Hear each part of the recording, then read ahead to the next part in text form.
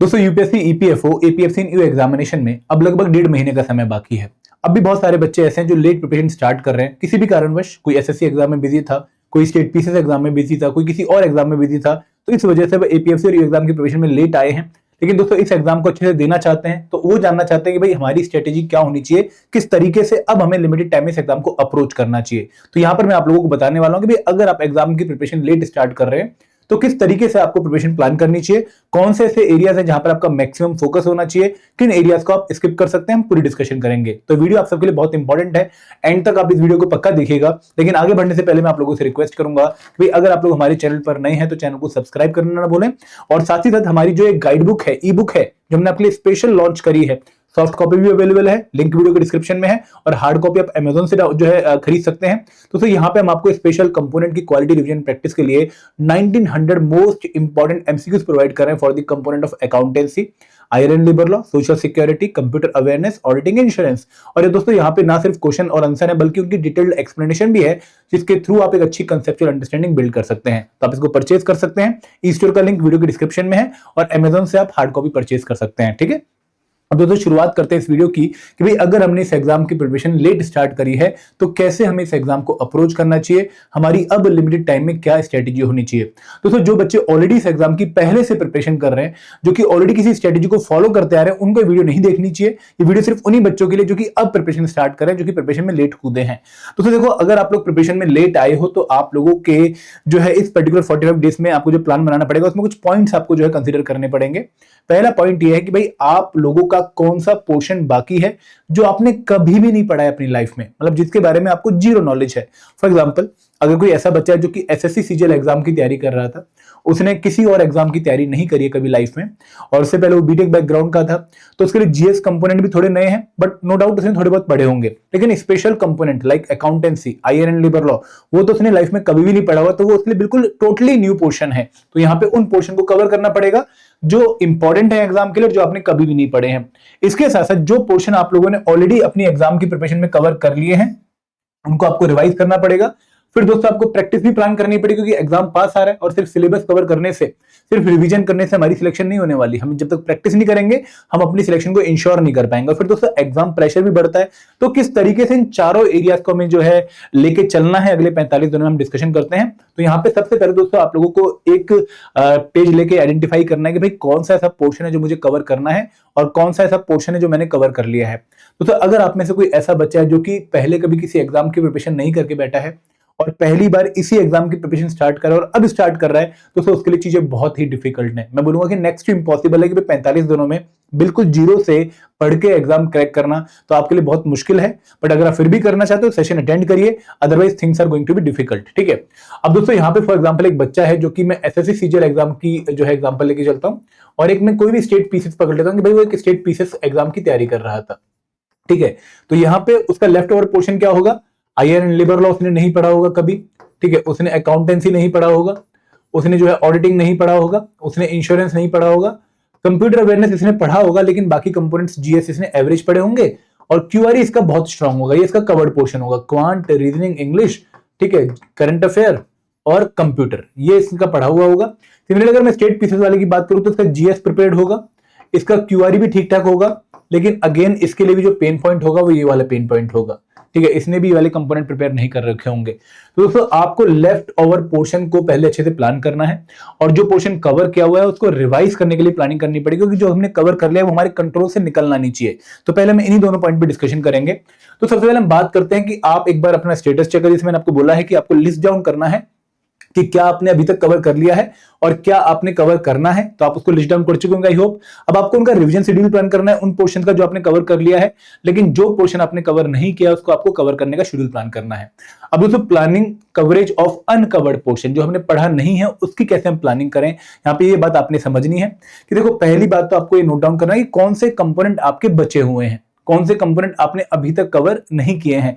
इसके बाद कि भाई क्या आपको उनको कंप्लीटली प्रिपेयर करना चाहिए जो कंपोनेंट आपके बचे हुए हैं। फॉर एग्जांपल आपके पास 45 दिन है, तो क्या आपको अकाउंट्स पूरा 1 चैप्टर से लेकर 20 चैप्टर सारे के सारे चैप्टर कंप्लीट करने चाहिए?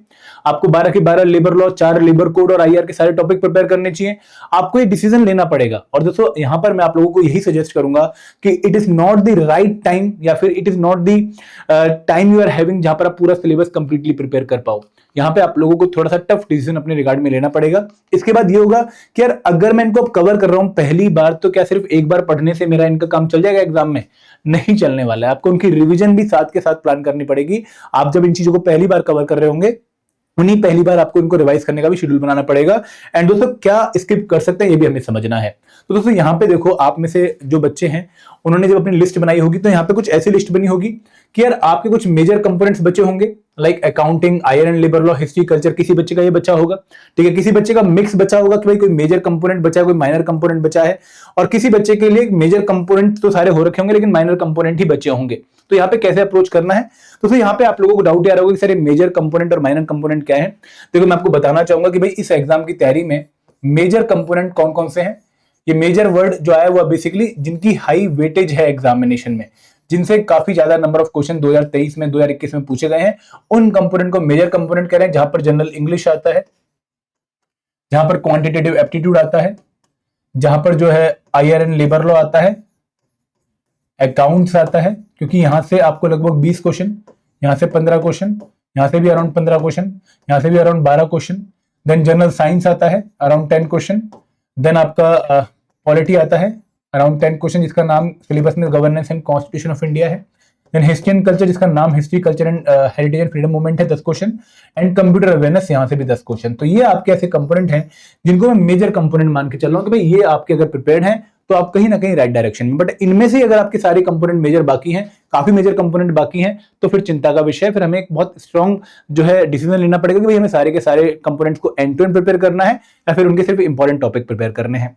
अगर दोस्तों ऐसा केस है कि भाई मेरे लगभग 8 में से, ये 8 कंपोनेंट हो गए, 8 में से 5 कंपोनेंट मेजर प्रिपेयर्ड है, 3 कंपोनेंट बाकी हैं और बाकी कुछ माइनर कंपोनेंट बाकी हैं, ये वाला केस है अगर हमारा, तो हमारे लिए ये होगा कि भाई हम इन 3 जो मेजर कंपोनेंट हमारे बच्चे हैं इनको अच्छे से प्रिपेयर कर लें और माइनर कंपोनेंट के इंपॉर्टेंट टॉपिक प्रिपेयर कर लें।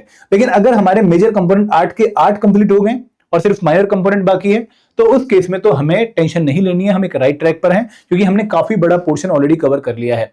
तो चिंता की बात सिर्फ इस वाले केस में, क्योंकि यहां पर आपको टफ कॉल लेनी पड़ेगी। यहां पर चीजें अगेन मैनेजेबल हैं और यहां पर भी चीजें मैनेजेबल हैं। अब दोस्तों यहां पे देखो आपको कैसे चीजों को अप्रोच करना है। अगर जो आपके मेजर कंपोनेंट्स बचे हुए हैं, अकाउंटेंसी बचा हुआ है, आईआर एंड लेबर लॉ बचा हुआ है, सोशल सिक्योरिटी बचा हुआ है, देन आपका जो है क्वांट बचा हुआ है, तो वहां पर आपको उनको बिल्कुल भी स्किप करने के बारे में नहीं सोचना चाहिए, क्योंकि जितने नंबर ऑफ क्वेश्चन उन कंपोनेंट से आ रहे हैं उनको अवॉइड अगर आप कर देते हैं तो कहीं ना कहीं कट ऑफ तक पहुंचना आपके लिए मुश्किल हो जाएगा। तो यहाँ पे उनको स्किप करने के बारे में नहीं सोचना है और उन कंपोनेंट्स के इंपॉर्टेंट टॉपिक जितने भी हैं वो सारे के सारे कवर करने हैं। मोस्ट इंपॉर्टेंट की बात नहीं कर रहा हूं, सिर्फ इंपॉर्टेंट टॉपिक की बात कर रहा हूं। मतलब जहां से भले ही क्वेश्चन आया ना हो, लेकिन प्रोबेबिलिटी है कि भाई इस बार आ सकता है, वो टॉपिक हमें कवर करने हैं। तो यहाँ पे फॉर एग्जाम्पल अगर किसी बच्चे के 2 मेजर कंपोनेंट, कौन कौन से, सॉरी 3 मेजर कंपोनेंट एसएससी वाले बच्चे के बचे होंगे मेरे हिसाब से, कौन कौन से उनका बचा होगा, accounts major component, IR and labour law major component and computer awareness major component. तो यहाँ पे आप लोगों को इन कंपोनेंट्स के इंपॉर्टेंट टॉपिक सारे के सारे प्रिपेयर करने चाहिए। जैसे फॉर एग्जांपल यहाँ पर आप 12 लेबर लॉ पक्का प्रिपेयर करेंगे सबसे पहले प्रायोरिटी में, उसके बाद आप आईआर के इंपॉर्टेंट टॉपिक्स प्रिपेयर करेंगे। लेबर कोड अगर आप चाहें तो आप स्किप भी कर सकते हैं, वो आपको प्रिपेयर करने की जरूरत नहीं है। कंप्यूटर अवेयरनेस का अगेन सिलेबस काफी लिमिटेड है, ये आप एक हफ्ते में प्लान कर सकते हैं और यहाँ पर भी कोशिश करिए कि भाई सिर्फ इंपॉर्टेंट टॉपिक्स को कवर करें, पूरा का पूरा पोर्शन कवर करने की जरूरत नहीं है। एंड दोस्तों यहाँ पर मेरी एक खास सलाह है आप लोगों के लिए कि इन कंपोनेंट के लिए इस टाइम पर बुक पढ़ना एक सही अप्रोच नहीं रहेगी, क्योंकि बुक्स काफी बल्कि हैं और आप लोगों को नॉलेज फिल्टर आउट करनी पड़ेगी वहां से कि भाई क्या एग्जाम के लिए रेलिवेंट है, क्या रेलिवेंट नहीं है। तो वो फिल्टरिंग काफी टाइम ले लेगी। अगर आप एक तैयारी आज से 6 महीने पहले कर रहे हो तो मैं आपको पक्का सलाह देता कि भाई बुक्स फॉलो करो, क्योंकि बुक्स हमारा एक कंप्लीट सोर्स ऑफ प्रिपरेशन माना जाता है, कंप्रेहेंसिव सोर्स ऑफ प्रिपरेशन माना जाता है कि भाई आप अकाउंट्स को डीके गोयल सर की बुक से प्रिपेयर करो, आप आईआर को प्याली घोष मैम की बुक से जो है प्रिपेयर करो। बट इस टाइम पर बुक्स प्रिपेयर ना करके आप लोगों को शॉर्ट जो है पीडीएफ अगर मिल जाए कहीं से या फिर आपको कोई कोर्स मिल जाए, उसको आपको फॉलो करना चाहिए, क्योंकि वो आपको एग्जाम के हिसाब से इन कंपोनेंट्स को अच्छे से प्रिपेयर करवा देगा। अगर दोस्तों मैं माइनर कंपोनेंट की बात करूं, माइनर कंपोनेंट में कौन कौन से कंपोनेंट बचे हमारे, ऑडिटिंग बच गया, इंश्योरेंस बच गया, स्टैट बच गया, डेवलपमेंटल इश्यूज बच गया, देन इनके अलावा थोड़ा इंडियन इकोनॉमी को मैं थोड़ा माइनर इसलिए मान रहा हूं क्योंकि इससे पिछली बार क्वेश्चन काफी कम आए थे। तो इन कंपोनेंट में स्टेट को छोड़ के आपको कोई भी कंपोनेंट स्किप नहीं करना है, क्योंकि यहां पर यूपीएससी का ट्रेंड चेंज होता रहता है। अगर कोई कंपोनेंट पहले कम इंपॉर्टेंस का था, क्या पता इस बार इंपॉर्टेंस का बढ़ जाए। तो यहाँ पे आपको इन कंपोनेंट्स को जो है पक्का प्रिपेयर करना चाहिए। और दोस्तों बहुत टाइम कंज्यूमिंग नहीं है। अगर आप ऑडिटिंग, इंश्योरेंस, डेवलपमेंटल इश्यूज और इंडियन इकोनॉमी की प्रिपरेशन प्लान कर रहे हैं तो ट्रस्ट मी 8 से 9 दिनों में आप इन चारों कंपोनेंट्स को कवर कर सकते हैं। अगर आप दिन में 4 घंटे भी डेली देते हैं तो 30 से 32 घंटे अगर आप इन कंपोनेंट को देते हैं तो आप लोगों को एक अच्छा कॉस्ट टू बेनिफिट रेशियो देखने को मिलेगा। यहां पर दोस्तों आप मोस्ट प्रोबेबल टॉपिक ही कवर करिएगा, आप एंड टू एंड इन कंपोनेंट को प्रिपेयर मत करिए। यहां पर इंपॉर्टेंट भी मोस्ट इंपॉर्टेंट टॉपिक आप लोगों को कवर करने हैं। एंड दोस्तों यहां पर मेरी एक सलाह यह है कि भाई आप इन टॉपिक्स को जब प्रिपेयर करेंगे तो इनको क्लब करो मेजर कंपोनेंट के साथ। फॉर एग्जांपल जब आईआर एंड लेबर लॉ पढ़ रहे हैं, आपने आईआर और लेबर लॉ में 12 लेबर लॉ कवर किए, तो इनके साथ ही आप लोगों को 5 सोशल सिक्योरिटी एक्ट्स भी पढ़ लेने चाहिए। टोटल 17 एक्ट हमारे हो जाएंगे। इसका फायदा क्या रहेगा कि हमारा सोशल सिक्योरिटी का एक मेजर पोर्शन भी कवर हो गया और हमारे 17 एक्ट जो कि एग्जाम में 50 मार्क्स की वेटेज रखते हैं वो भी कवर हो गए। इसी के साथ जब आप अकाउंटेंसी पढ़ रहे हैं तो अकाउंटेंसी के साथ आपको ऑडिटिंग एंड इंश्योरेंस को क्लब कर लेना चाहिए, क्योंकि जब आप 12-13 दिनों में अकाउंटेंसी पढ़ेंगे और 3 दिन आप ऑडिटिंग एंड इंश्योरेंस में दे देंगे तो आपका 15 क्वेश्चन का सेट कंप्लीट हो जाएगा। तो इस तरीके से अगर आप जो है क्लब करके चीजें पढ़ते हैं तो आप लोगों को काफी ईजी मैनर में चीजें कंप्रेहेंसिवली कवर करने में जो है एक आनंद मिलेगा। अब दोस्तों बात करते हैं कि सर रिवीजन कैसे प्लान करें, ठीक है, और प्रैक्टिस कैसे प्लान करें। तो देखो जब आप इन कंपोनेंट्स को कवर कर रहे हैं पहली बार तो इनकी भी आपने रिवीजन प्लान करनी है, और जो कंपोनेंट आप कवर कर चुके हैं, मतलब जो आपका कवर्ड पोर्शन है, उनकी भी आपको रिवीजन प्लान करनी है, और जो पोर्शन अनकवर्ड है इनकी भी आपको रिवीजन प्लान करनी है। तो ये कैसे रिवीजन प्लान होगी मैं आपको एक बार आइडिया देता हूं रिवीजन का। देखो अगर मान लो आप दिन में इस टाइम डेली 10 घंटे पढ़ रहे हैं, ठीक है, 10 घंटे में आप जो पोर्शन कवर कर चुके हैं उसके जब पिलर पे आप आएंगे, फॉर एग्जांपल आप जीएस पिलर पे जब आएंगे तो उस कंपोनेंट को जो आप प्रिपेयर कर चुके हैं उसकी रिवीजन आपको करनी है लगभग 3 घंटे के आसपास पर डे। और इस रिवीजन में बेसिकली हमने हाफ टाइम देना है पैसिव रीडिंग में, या फिर हाफ से 80% टाइम, लगभग 1.5 से 2 घंटे हम पैसिव रीडिंग में टाइम देंगे और बाकी 1 घंटा हम टाइम देंगे प्रैक्टिस में, क्योंकि यहाँ पे हमें एक्टिव रिकॉलिंग और पैसिव रीडिंग दोनों तरीके से जो है रिवीजन को प्लान करना है। सिर्फ पढ़ते रहने से हमारी रिवीजन कंप्लीट नहीं होने वाली है, फिर हमें एग्जाम में सिलेक्शन नहीं देखने को मिलने वाली है। हम थोड़ी बहुत रिवीजन करेंगे और उसके बाद प्रैक्टिस करेंगे, इस तरीके से हम रिवीजन प्लान करेंगे। तो यहाँ पर जो कवर्ड पोर्शन है, यहाँ पर आपको शेड्यूल बनाना पड़ेगा कि अच्छा ये मेरे 5 कंपोनेंट प्रिपेयर्ड हैं, तो मैं इनमें सबसे पहले अपने वीकेस्ट कंपोनेंट को पिक करता हूं और उसको रिवाइज करने की कोशिश करता हूं। तो सर रिवीजन में ना मैं अगेन बार बार यही समझाऊंगा कि रीडिंग इज गुड, जो आपने नोट्स बनाए उनको पढ़ना जरूरी है, लेकिन इसके साथ रिवीजन का एक बहुत अच्छा तरीका है प्रैक्टिस। आप कोई भी क्विज पिक कर लीजिए, उस क्विज को अटेम्प्ट करिए और देखिए कि भाई कौन सा एरिया आपका वीक है और उस एरिया को फिर फर्दर रिवाइज करिए। तो इस तरीके से आपको आइडेंटिफाई करने में हेल्प मिलेगी कि भाई कौन सा एरिया पे मेरे फोकस को इस टाइम मुझे जो है डिवोट करना चाहिए। तो ये तरीका है। इसके बाद दोस्तों एक और बात ध्यान रखिएगा कि जब आप रिवीजन करें तो आप सीक्वेंस ब्रेक कर सकते हैं। जरूरी नहीं है कि जिस सीक्वेंस में आपने पूरे सब्जेक्ट को पहले कवर किया हो उसी सीक्वेंस में आपको दोबारा रिवाइज करना है। अब आपको चीजों की बेसिक नॉलेज है तो इस टाइम पर मोस्ट इंपॉर्टेंट टॉपिक्स आपके पहले रिवाइज होने चाहिए। और दोस्तों एक और बात कि रिवीजन में आप पूरा एंड टू एंड चीजों को मत पढ़िए, ठीक है, आप दोबारा बुक से रिवाइज मत करिए, आप एंड टू एंड मत पढ़िए, आप इंपॉर्टेंट टॉपिक्स को, इंपॉर्टेंट पॉइंट्स को ही रिवाइज करिए। और यहाँ पर जो आपके नोट्स हैं या फिर कोई आपके पास समरी पीडीएफ है उनसे आपको रिवीजन प्लान करनी चाहिए। तो अगर मैं अनकवर्ड पोर्शन की बात करूं तो अगर मान लो आपने 4 घंटे डेली डिवोट किए हैं कि भाई मैं अनकवर्ड पोर्शन को दूंगा, फॉर एग्जांपल आपने आईआर एंड लेबर लॉ में लेबर लॉ पिक किए और आप डेली 4 घंटे में लेबर लॉ को जो है पढ़ने की कोशिश कर रहे हैं, तो यहाँ पे मेरे हिसाब से आपको 3 घंटे नया पढ़ना चाहिए।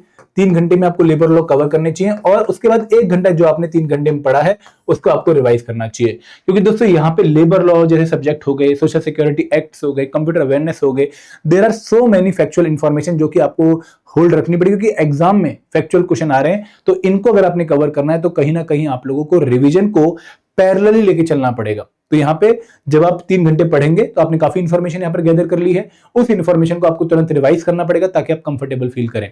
और दोस्तों जैसे ही आपका कोई टॉपिक कंप्लीट होता है उस टॉपिक पर आपको क्विज पक्का देना चाहिए ताकि आप ये चेक कर पाओ कि भाई आप क्या एग्जाम रिक्वायरमेंट के हिसाब से उस टॉपिक को पढ़ के आए हो या नहीं पढ़ के आए हो।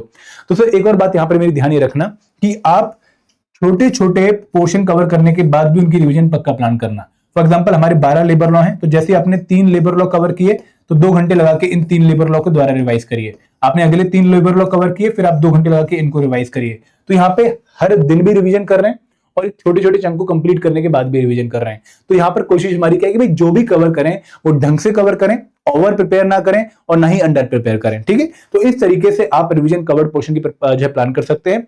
अब दोस्तों यहाँ पे प्रैक्टिस का जो है एक बहुत बड़ा रोल है क्योंकि यहाँ पर हम कहते हैं कि भाई एक मॉक टेस्ट या फिर एक टेस्ट आपके लगभग 3-4 घंटे की स्मार्ट स्टडी के बराबर है। तो आपको टेस्ट इसलिए देने क्योंकि एक तो आपको अपने लेवल का पता लगे कि भाई आप सही तरीके से तैयारी कर रहे हैं या नहीं कर रहे हैं। आप लोगों को अपनी इवैल्यूएशन मिलेगी भाई कौन से एरिया हैं जो आपके वीक रह गए हैं, जहां पर आपको और मेहनत करनी चाहिए। एंड सबसे बड़ी बात कि भाई जो चीजें आप पढ़ के कवर नहीं कर पा रहे हैं, क्योंकि आपके पास टाइम बहुत लिमिटेड है, आप मॉक टेस्ट में उन टॉपिक्स को देख के वहां से उनकी प्रैक्टिस कर लें। तो फिर जब भी कोई हम क्विज देते हैं तो वहां पर जो क्वेश्चन होते हैं वो इंपॉर्टेंट टॉपिक से ही होते हैं जनरली। तो अगर हमने बुक में उनको कवर नहीं किया है तो यहाँ पर हम जब क्वेश्चन अटेम्प्ट करें हमसे सॉल्यूशन नहीं हुआ उसका, तो उसकी एक्सप्लेनेशन पढ़ के भी हम उस पोर्शन को कवर कर सकते हैं। तो यहाँ पे मॉक टेस्ट बेसिकली आप लोगों के लिए प्रिपरेशन का सोर्स है। जो चीज आप बुक्स के थ्रू कवर नहीं कर पा रहे हैं, नोट्स के थ्रू कवर नहीं कर पा रहे हैं due to the want of time, तो वहां पर आप उनको मॉक टेस्ट के थ्रू कवर कर रहे हैं। इसके बाद दोस्तों आपको एक टॉपिक कंप्लीट करने के बाद उसका मॉक पक्का देना चाहिए, एक कंपोनेंट कंप्लीट करने के बाद आपको उसका मॉक पक्का देना चाहिए, और जब आपका सिलेबस कंप्लीट हो जाए लगभग 70 से 80% तो आपको फुल लेंथ मॉक प्लान कर देने चाहिए। एंड दोस्तों यहाँ पे हर एक टॉपिक को कंप्लीट करने के बाद उसके ऊपर जो पीवाईक्यूज है वो आपको सॉल्व करने चाहिए, और जैसे आपका पूरा सिलेबस है तो फिर आपको पीवाईक्यूज पक्का देने ही देने चाहिए। How many mock test? आप एटलीस्ट 10 मॉक टेस्ट आप प्लान करिए, फुल लेंथ मॉक टेस्ट जो आप इस प्रिपरेशन में पक्का दें। 10 फुल लेंथ मॉक टेस्ट काफी जो है इंपॉर्टेंट है, और इनकी एनालिसिस से ही आपको फायदा मिलने वाला है, सिर्फ मॉक टेस्ट देकर आपको फायदा मिलने वाला नहीं है। दोस्तों जब भी एक मॉक टेस्ट दें तो एनवायरमेंट जो है आपका बिल्कुल एक्चुअल एग्जाम वाला बना लें, 9:30 से 11:30 ही एग्जाम दे संडे को। और दोस्तों यहाँ पे कोशिश ये करें कि मॉक टेस्ट को देने के बाद अपनी लर्निंग्स को पक्का आइडेंटिफाई करेंगे, भाई यहाँ पर मेरी गलती क्या थी, क्या मैंने ओवर अटेम्प्ट किए, क्या मैंने अंडर अटेम्प्ट किए, क्या मेरी टाइम मैनेजमेंट सही थी या नहीं थी, क्या मैंने जो क्वेश्चन अटेम्प्ट किए वहां पर मैंने तुक्का मारा तो क्यों मारा, कहां पर मेरी कमी थी, क्या मेरी कवरेज इनफ नहीं थी, या मेरी अंडरस्टैंडिंग पुअर थी, या मैंने स्पेलिंग मिस्टेक करी। उन लर्निंग्स को आप लोगों को रिपीट जो है लिखना है और फिर उनमें काम करना है, मतलब कि वो मिस्टेक्स आपकी रिपीट ना हो। तो ये आपका जो है एक तरीका रहेगा। अब दोस्तों क्या हमारा प्रिपरेशन प्लान होगा कि यार डेली हमें एक शिफ्ट पक्का देनी है क्यूआरई की प्रैक्टिस में और करंट अफेयर की प्रिपरेशन में। ये शिफ्ट हमें बिल्कुल भी ब्रेक नहीं करनी है। 2 घंटे मैंने मिनिमम टाइम लिखा है, अगर आप टाइम बढ़ा सकते हैं तो बहुत बढ़िया रहेगा।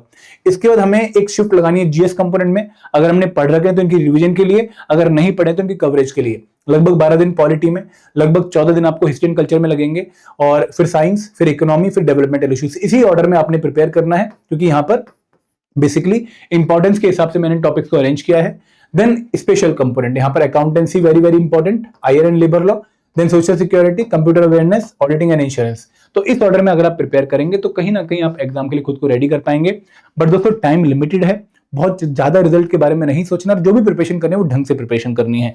एंड दोस्तों अगर आप इस एग्जाम की प्रिपरेशन कोर्स के थ्रू करना चाहते हैं जो कि आपको लिमिटेड टाइम में काफी अच्छी प्रिपरेशन करा दे, तो हमने एक रिकॉर्डेड क्रैश कोर्स लॉन्च कर रखा है। ठीक है, इस रिकॉर्डेड क्रैश कोर्स में आप लोगों को 230 घंटे में हर एक कंपोनेंट को अच्छे से कवर करवाया गया है। यहाँ पर आप लोगों को लाइव क्लासेस की रिकॉर्डिंग्स मिलेंगी, जिनको आप अपनी फ्लेक्सिबिलिटी के हिसाब से, अपनी स्पीड के हिसाब से कवर कर सकते हैं। एंड तो सबसे खास बात क्या है कि भाई यहाँ पर आपके इंपॉर्टेंट टॉपिक हर एक कंपोनेंट के कवर हो रहे हैं। यहाँ पर आपके कंसेप्ट नोट्स हैं जिनको आप डाउनलोड करके प्रिंट करवा सकते हैं, चैप्टर वाइज टेस्ट हैं, फुल लेंथ टेस्ट हैं, सॉल्व पीवाईक्यूज हैं, करंट अफेयर की मैगजीन है, क्योंकि करंट अफेयर की लाइव क्लासेस नहीं, उनकी मैगजीन है, उनकी यहाँ पर आपको मॉक टेस्ट मिलेंगे। तो ये कोर्स आप लोगों के लिए बहुत अच्छा सॉल्यूशन है, जो कि लिमिटेड टाइम में आपकी काफी अच्छी हेल्प कर सकता है। ठीक है, तो अगर बच्चे लेट हो चुके हैं प्रिपरेशन में, एसएससी वाले थे, तो इस कोर्स के थ्रू आपकी तैयारी पक्के से अच्छे हो सकती है। और दोस्तों अगर आपने प्रैक्टिस करके तैयारी करनी है तो टेस्ट सीरीज में भी हमारा काफी अट्रैक्टिव डिस्काउंट 85% का, आप इसको भी चेक कर सकते हैं। तो कोर्स पेज का जो लिंक है वो आपको वीडियो को डिस्क्रिप्शन में मिल जाएगा, आप वहां पर जाकर हमारे कोर्सेज को चेक कर सकते हैं। तो दोस्तों टाइम लिमिटेड है, बट अगर आप मेहनत करेंगे तो रिजल्ट पॉजिटिव हो सकते हैं, क्योंकि एक ऑब्जेक्टिव पेपर है, तो एफर्ट डालने में कमी मत छोड़िएगा। अगर कोई डाउट, कोई क्वेरी है तो कमेंट सेक्शन आपके पास है, या फिर आप हमारे नंबर 8146207241 पे कॉल कर सकते हैं। This is all from my side, thank you very much. जय हिंद, जय भारत।